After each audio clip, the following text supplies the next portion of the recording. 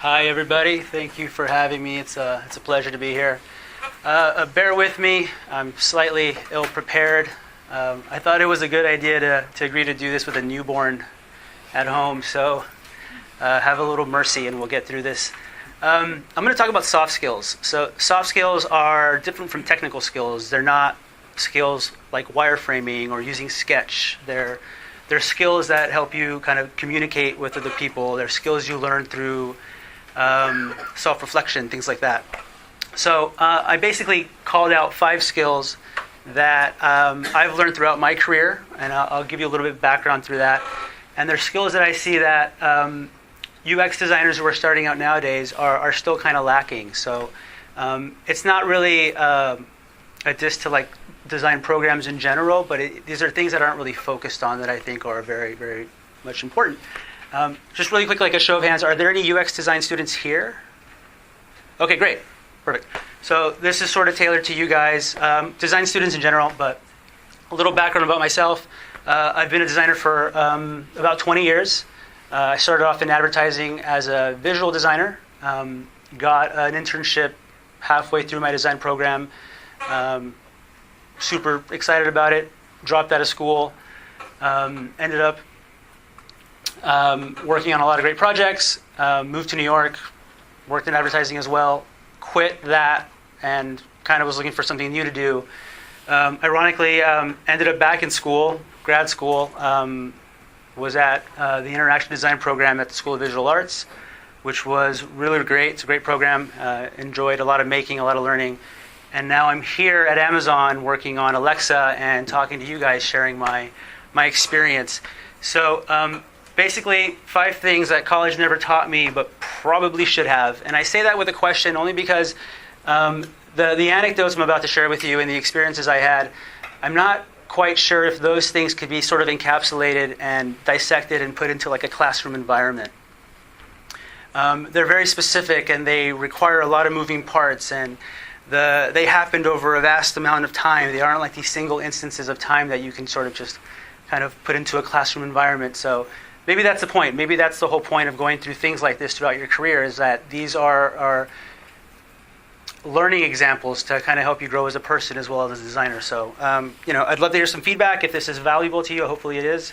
Hopefully for designers that are starting out, this will kind of give you a hint of what to expect outside of just the design process. First one is be patient. Pretty obvious, pretty self-explanatory. Patience is required in a lot of things we do. Changing the world doesn't happen overnight. Making an impact, which as a designer, that's what you strive to do. You strive to make an impact through what you create, adding value to someone's life through the products you design. And value can be defined in many ways, but what I'm talking about isn't necessarily patience in the design process. It's patience in the things that are unexpected. It's patience in the things that you did not plan for. And I'll give you an example. One of my very first jobs in advertising, it was working on Xbox. We were launching a new campaign. We had just won the account. Super excited. As a young designer, you couldn't ask for a better project. Really, really excited. I was so hungry to do great work, and this was my opportunity to do it. So we sold the concept to the client. They greenlit it. We're working nights, working weekends to get all this work done. And we're at the point of production, and all of a sudden the client kills everything. They decide that they want to go in a different strategy. They kill all the work, and they ask us to rethink a whole new concept, rethink all the work, but we still have to hit our deadline because media had been purchased. And you can't just waste money that way. So as a young designer, I didn't know how to cope with that. And I forgot to skip a slide. As a young designer, I didn't know how to cope with that. I didn't know how to put all my effort into something, all my love into something, and have it sort of just die, right? Like the body is still warm, my child is still here, and you're asking me now to recreate a whole bunch of new work. Like, how do you cope with that? And a lot of that has to do with experience. It's growing that thick skin to understand that this is just a part of business. And it happens all the time. And it happens to this day still. One of my first jobs as a product designer was a new product launch. About a year of work, developing it, iterating, going through the whole design process. And the company decided to go a different direction, and that product was never launched. So all that work, no one will ever see. All the creative work I did for Xbox, no one will ever see. It's unfortunate. Obviously, it would have been great to launch these things, but it's not the worst thing that could have happened, because there are positives that you can take out of these things, out of both experiences. I learned a lot from both. I learned how to develop a product. I learned how to develop strategy. So regardless of the outcome, obviously we all want to launch things, we all want to create things. There's always a positive to be taken from that. So it's something to keep in mind as you're starting out, as you're working on a new project, a new feature. Things change, strategies change, and just be ready for it. The next one is speak up. This is one I've had a hard time with throughout my career. I know a lot of people have a hard time with public speaking in meetings. Anxiety is a real thing. I get that. Fear of public speaking is a real thing.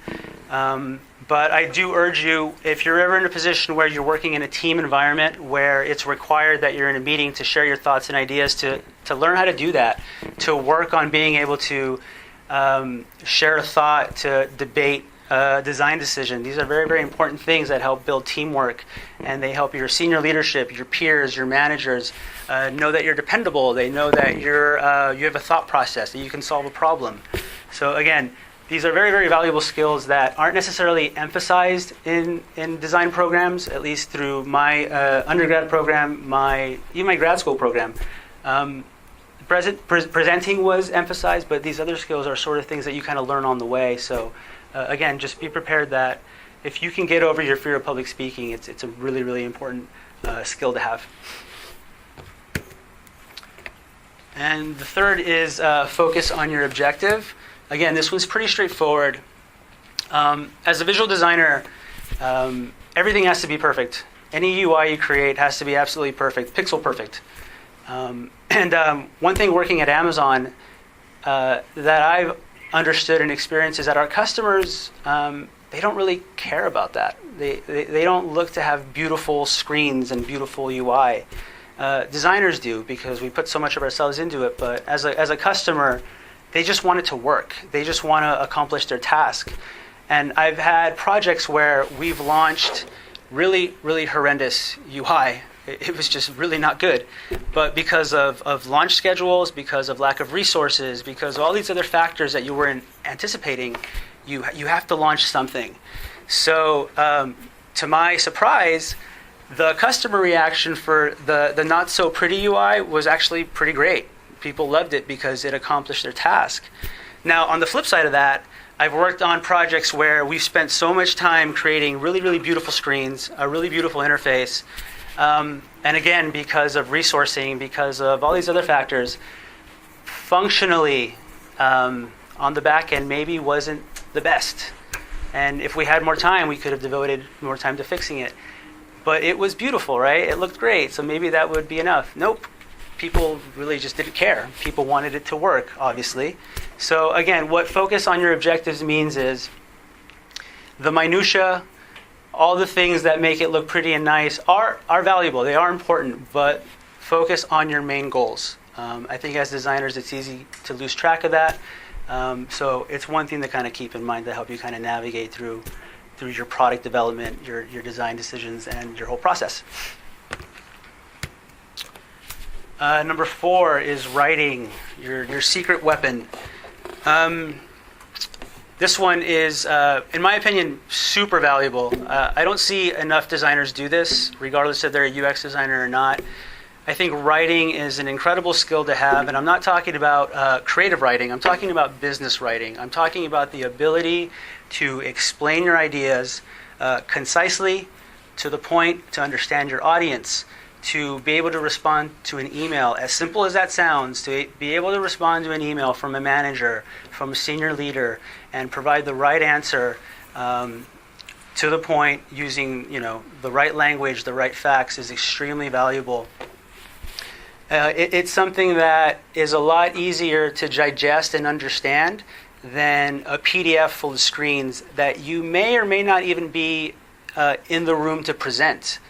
If you think about it that way, if you get into Sketch right away and you just start designing a bunch of screens, and then this gets emailed to some manager, some leader, they're going to interpret that their own way. and that's already detrimental to your idea. But if you are a good enough writer where you can take the time to create a business story around it, inject business goals and understand strategy and how your design affects that, how your concept affects that, it's just going to make you and the concept a lot more stronger. So when it comes time for people to actually kind of align to it, they have something solid to kind of base that decision on. So again, I do stress that enough. If you are kind of new to UX design, work on your writing skills. It's super valuable. It's just great. It's a great skill to have regardless of UX or not. Just the ability to communicate through writing is really important.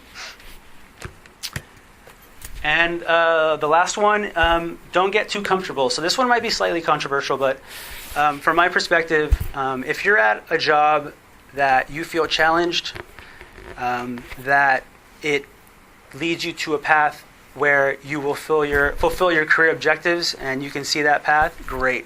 That's the whole point of a job, right? The whole point of a job is to challenge you for growth, personal growth, to get you to that next level, whatever that is.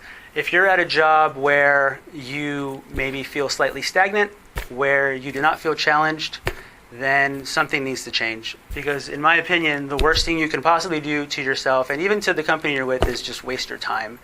And from my perspective, the biggest thing you can do is always make sure you're challenged, always make sure you're moving forward. Again, I do see this a lot with a lot of designers I've worked with in the past. You kind of lose motivation. You kind of need to get refreshed somehow. And it's a lot easier said than done. It's not just like quitting a job and finding a new one, but it's just something to consider that being comfortable can be somewhat detrimental to your growth. Yeah, those are it. I have a lot more if you're interested in hearing them. I probably spoke a little too fast and I have extra time, but I won't bore you. But I'd love to hear some feedback. If these are relevant to you, great. I'd love to discuss these. If you have other questions, again, feel free to ask. So thank you very much. Thank you.